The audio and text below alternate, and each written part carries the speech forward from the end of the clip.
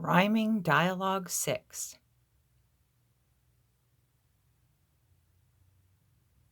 Hi, Hi, how are you today? I'm doing okay. Are you ready to rhyme? Maybe we should try acting it out in pantomime.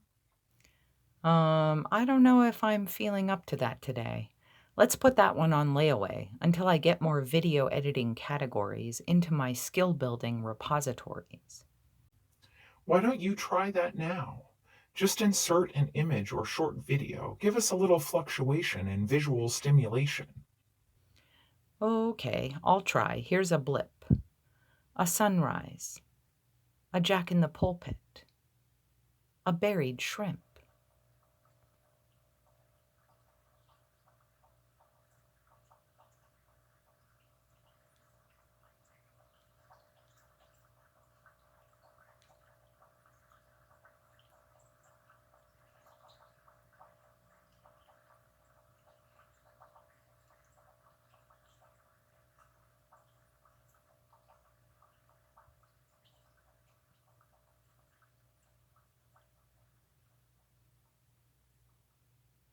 Whoa, coloration. What an aberration. That was entertaining. Yes, and just look at all the experience I'm gaining. It felt so upscale to momentarily bust out of grayscale. Keep going. One more colored pane. Are you sure it won't cause too much eye strain? Yes, yes, just one more screen to help groove the subroutine. Okay, let me open this tap. A bottle cap, a pasta dish, a dwarf crayfish.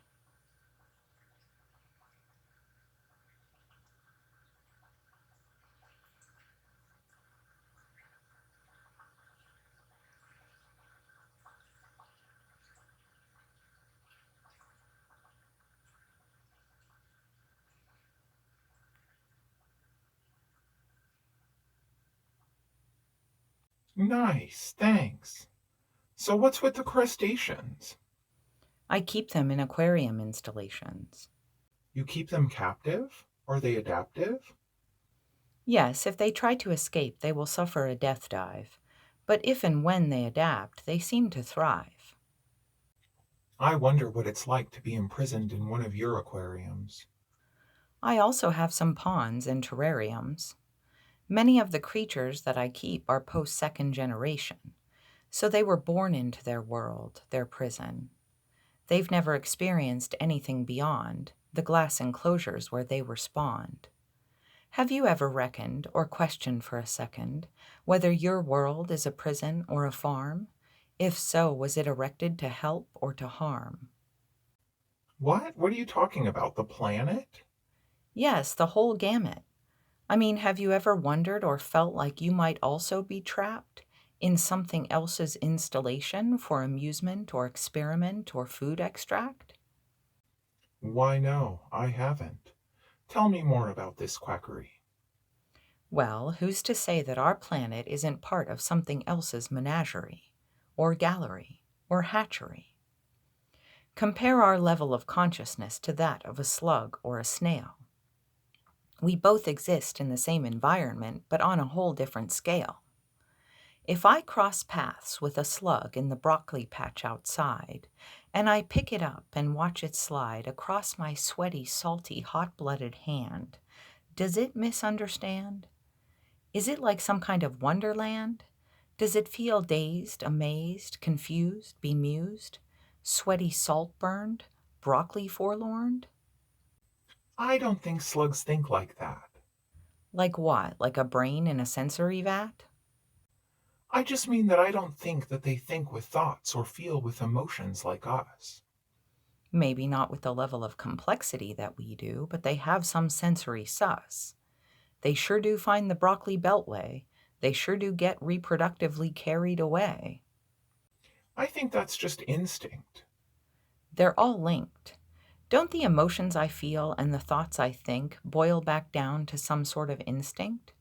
If I'm hungry and I get up and go search for food, is that really any different than the slug's habitude? If I rhyme to you and you play along, is that really any different than bird song? If I find and digest some information from the World Wide Web, is that really any different from flies caught in the spider's web? If I engineer and build a shelter to live in and call home, is that really any different from the bee's honeycomb? What are you trying to get at? I'm trying to discover the copycat. Imagine an entity of some different density that is as far advanced to our perplexity as the slug is to our complexity.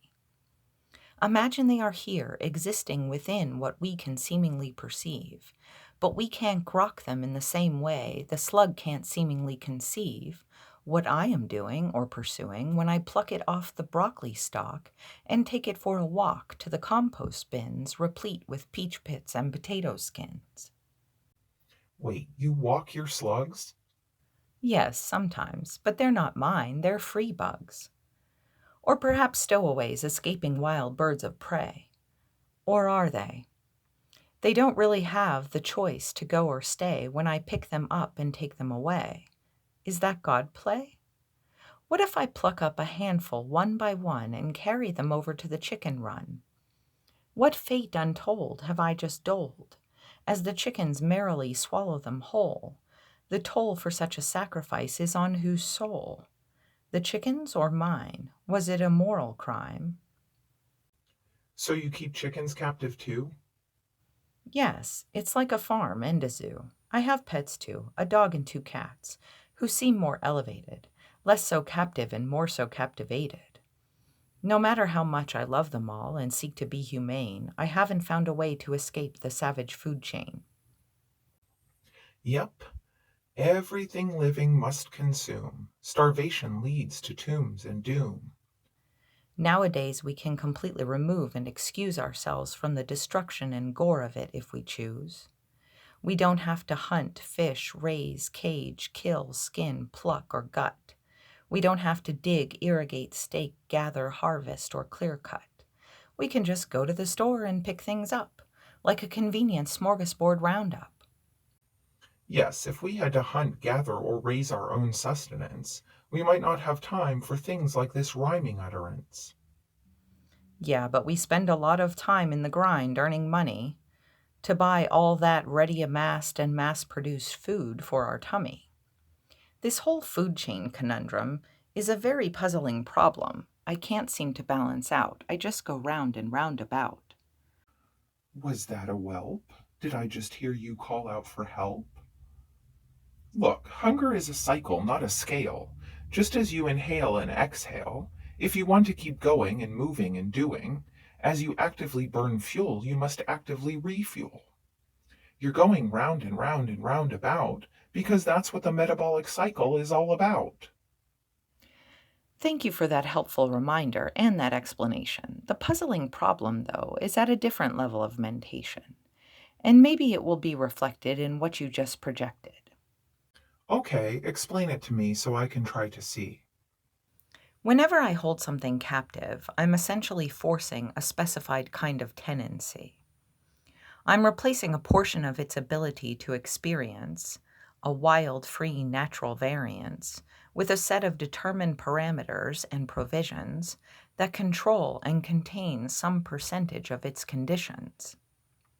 Right, if you keep your dog around your home, you're curtailing its freedom to explore and roam. If you keep fish or shrimp inside of tanks, they can't explore wild lake or river banks. If you keep your chickens inside of a fenced run, you're limiting their access to seek more edible fun. Yes, it can also eliminate certain threats and introduce new ones. My dog is less likely to get hit by a car, but more likely to beg for sticky buns. My fish become less likely to succumb to the predatory food chain, but if the tank breaks, they'll experience a catastrophic water drain. My chickens are protected from becoming chicken dinner in exchange for watching me become the egg hunt winner. Whether captive or free, there will always be some set of constraints and restraints. So, would it be possible for a benevolent determining force to set up a permanent utopia or heaven like source? Or would it be possible for a malevolent determining force to set up a permanent dystopia or hell like source? Maybe, just for a temporary moment, something could enact that bestowment. Everything eventually wears or tapers off, even bliss. Everything eventually overwhelms or engulfs in an abyss. Only when you pit one against another is there active dynamic interplay. Without that cyclical spiraling spin, all would be an immovable static stay. Right, it does seem to be multidimensional, regardless of whether it's intentional or unintentional. In addition to the flat, repetitive cycling, there's a sort of constructive spiraling. At one level, you may have instinctive or autonomic function, like hunger, which builds compunction to seek outward to satiate or mitigate. Once accomplished, the pattern repeats. Once pattern recognition completes, the cycle builds proficiency towards sufficiency. Right, we would get bored or addicted or go insane if forced to remain on one singular plane.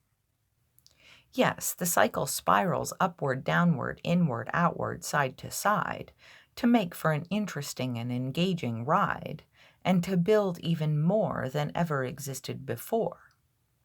So, if we get so good at operations on one plane or level, can we play God to creatures operating at a lower level? I suppose we could, but I don't know if we should. If so, are there beings at other levels playing God with us on lower levels? Regardless of whether they actually could, do they wonder whether they really should? Are they benevolent or are they malevolent? Do they sometimes mistake, misguide, and miscalculate? I don't think you mean the difference between us and some omniscient, omnipotent, omnipresent God.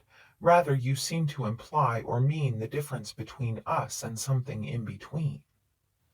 Yes, the difference between us and any creature we can subjugate.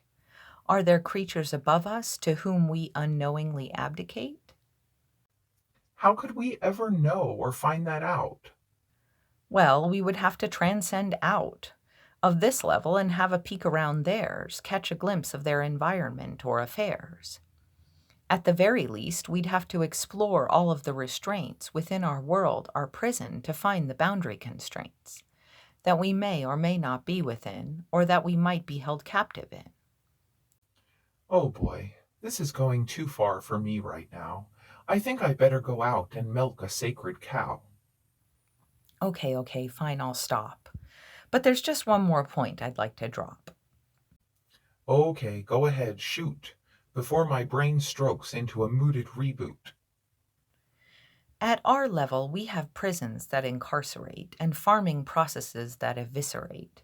We have technology that can paralyze and belief systems that can brutalize. We have weapons that can annihilate and medicines that can eradicate. However, we also have programs that rehabilitate and farms that nurture and cultivate. We also have technology that can analyze and art that can create and improvise. We also have groups that can appreciate and practices that can invigorate. Yeah, so? Well, as above, so below. Whether we incarcerate, eviscerate, or rehabilitate, cultivate, whether we paralyze, brutalize, or analyze, improvise, whether we annihilate, eradicate, or appreciate, invigorate, is a choice that we each get to make. We experience heartache and mistake to adapt and build and improve and groove. Each of those steps is a dimensional move. We can't know if we'll reach the goal, nor if a predator will swallow us whole, if we never try and keep an eye on the sky. We won't know if we're being obstructed, aided, helped, harmed, or interrupted by something or someone or some force unproved if we don't pay attention to why and how we are moved, dazed, amazed, amused, and confused. Okay, is that all you got? Yes, that was a lot. Thank you for your attention and your apprehension. You're welcome. Now let's rest and digest. Bye. Bye.